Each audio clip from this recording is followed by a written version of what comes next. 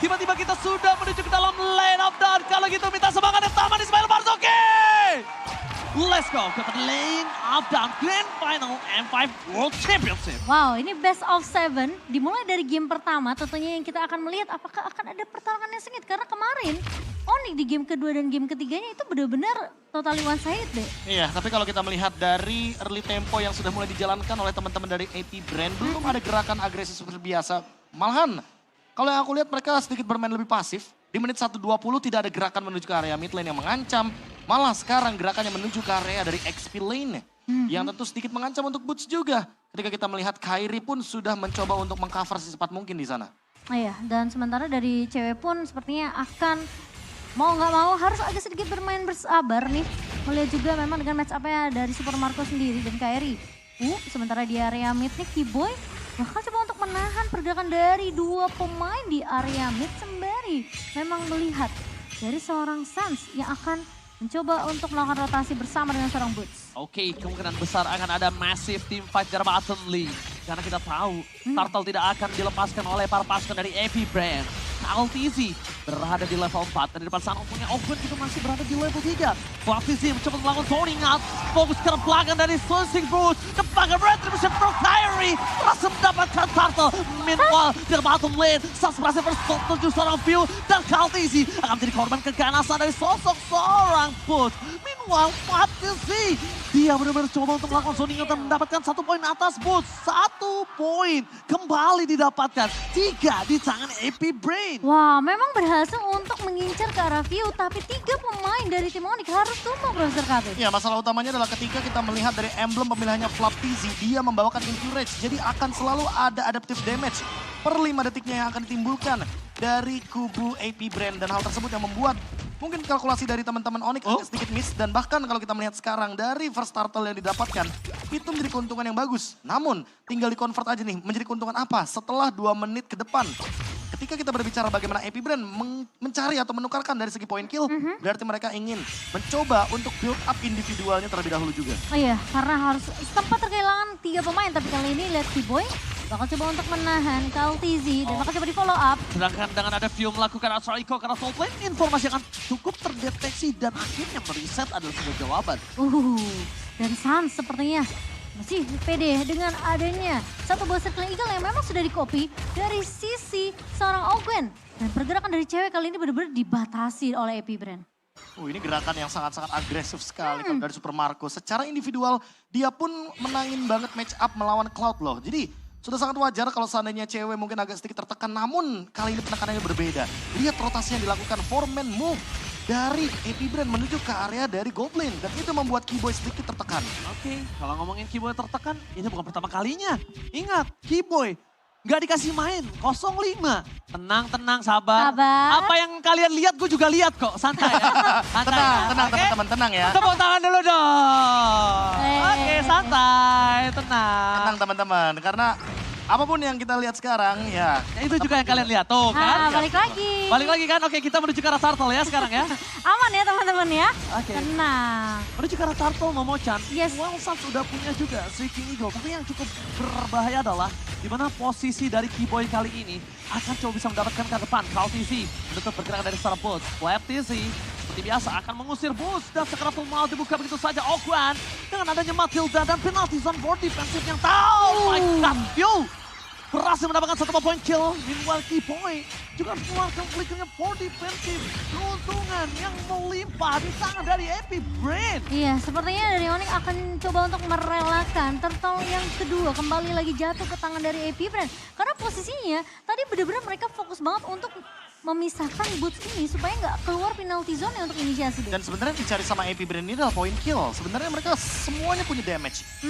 Ada Novaria dan bahkan ada Tamus. Bahkan untuk mengganggu ke arah Keyboy aja, mereka tuh nggak mau kalau Keyboy ngelakuin inisiasi. Makanya flicker Keyboy ini bakal ditandain banget. Dan Keyboy harus save the flicker karena itu satu-satunya pembuka. Sehingga nanti dari teman-teman AP Brand akan ter-outplay.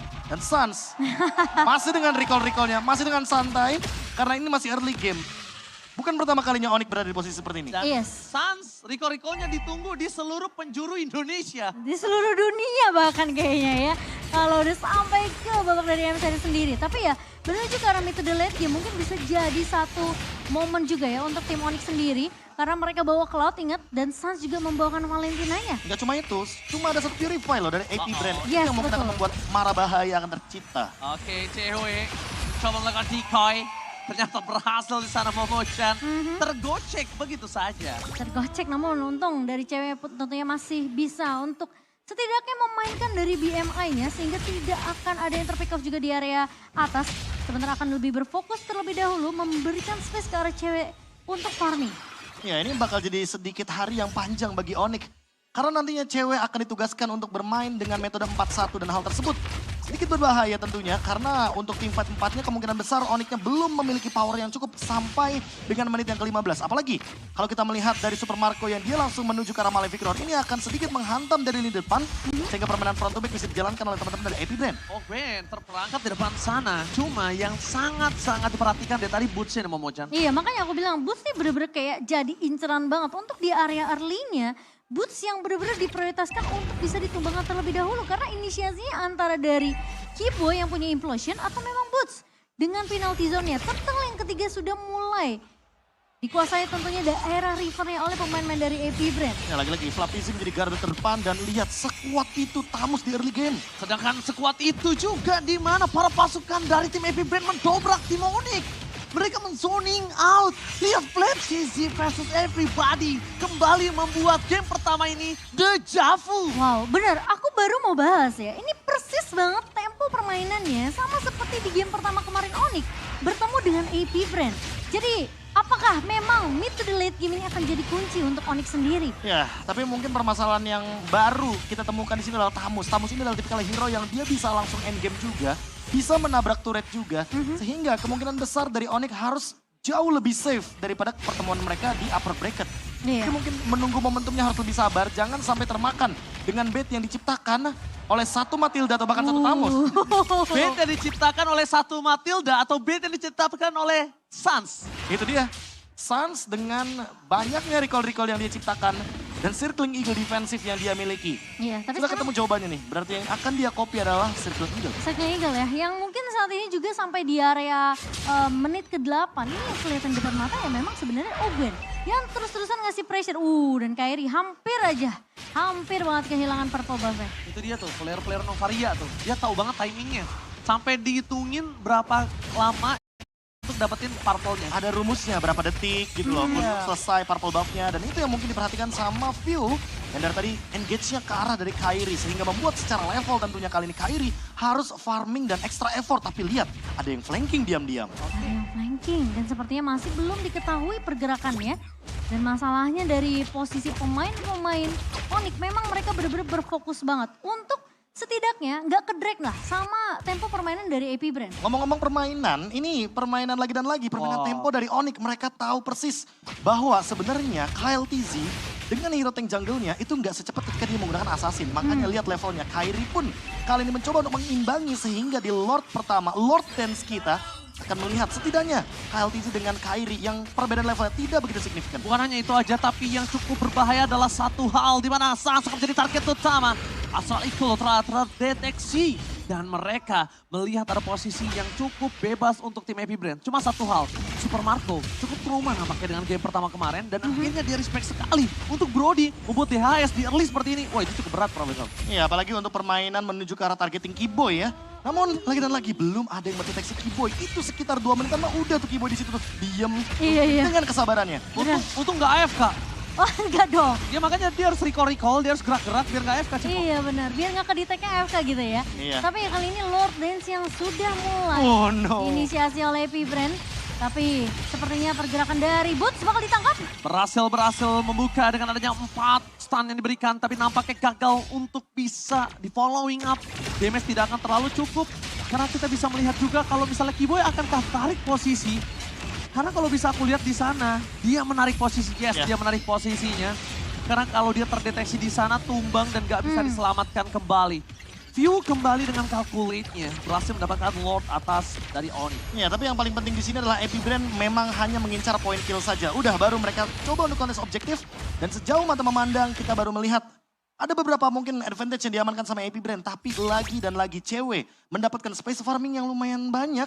Hanya saja dari segi item nih mungkin harus lebih bersabar lagi. Dua Lord dulu ditahan hingga nantinya Onyx baru bisa mendapatkan level dan item yang seimbang. Karena mau bagaimanapun juga ketika sudah berada di menit yang ke-20, berada di menit yang ke-30 sekalipun, semua item pemain dari kedua tim sudah bisa dipastikan full item dan tinggal ditunggu setupnya aja untuk menuju ke arah late game. Iya, perbedaan turnya memang di menit yang ke-11 ini kelihatan terpaut cukup jauh ya. Perbedaan 7.000 yang memang ngebuat AP Brand ini menang dari segi level, menang juga dari segi item yang dibutuhkan.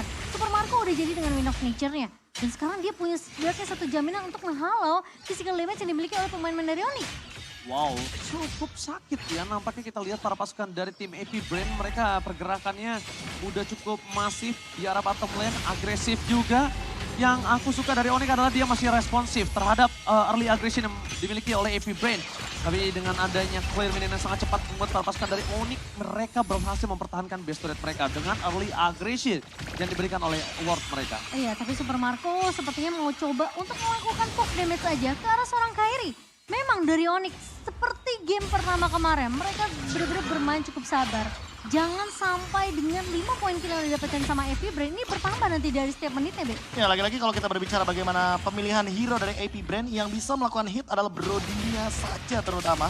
Dengan range yang cukup jauh dan itu pun attack speednya nggak begitu tinggi. Makanya dia solusikan dengan menggunakan Demon Hunter Sword. Tapi kalau kita melihat tadi pemilihan dari Kairi, dia pun menuju ke arah dari Plate Armor. Dia tahu kalau Super Marco dengan satu basic attack-nya ini akan menimbulkan sebuah efek damage yang begitu tinggi. Dan Sans, dia juga melakukan tindakan preventif. Dia tahu nih dia lagi lose condition, makanya dia menuju ke arah Winter Truncheon dan cewek sudah perlahan-lahan memiliki damage yang cukup untuk setidaknya menumbangkan Ogwen. Walaupun Ogwen dalam keadaan menggunakan Circling Eagle. Itu dia, ketika pilot dari Ogwen sedang melakukan penerbangan di sekitar cewek, ini akan menjadi keuntungan untuk dia. Kenapa? Stackingnya tetap jalan. Iya. Dan pasifnya tetap bisa dimainkan. Itu yang diuntungkan. Kenapa? Karena nanti semakin lama Ogwen di atas, dia bisa tumbang sendiri. Dan kalau misalnya Ogwen pun pulang, kerugiannya ada dua. Nggak ada ultimate, nggak bisa nge-zoning out berarti tandanya. Dan yang kedua, ternyata sebelum kita bahas itu ada dua teamfight yang cukup berbeda. Kaltisi dan juga Flaptisi. Kairi ditahan begitu saja. Dan bahkan Keyboy di depan sana mencoba melakukan konsul kami. Keyboy! Blessing dan from cewek, damage masih belum cukup para pasukan dari tim Onyx. Mereka gagal untuk mendapatkan momentum dengan power of memory. With Truncheon dari Sans mencoba menghindari damage yang diberikan. Tapi lihat, Onyx dengan momentum dari Keyboy mereka gagal mendapatkan karena belum cukup untuk damage. Dengan adanya 9.000 gold difference, mereka tidak akan bisa untuk menumbangkan dengan instan. Wow, ternyata cewek masih butuh sedikit waktu lagi untuk memberikan damage. Tapi Oh my god, di base-nya terbuka dengan sangat bebas. Fokus dari Super Marco akan melihat maupun terjadi game pertama di tangan dari AP Brand.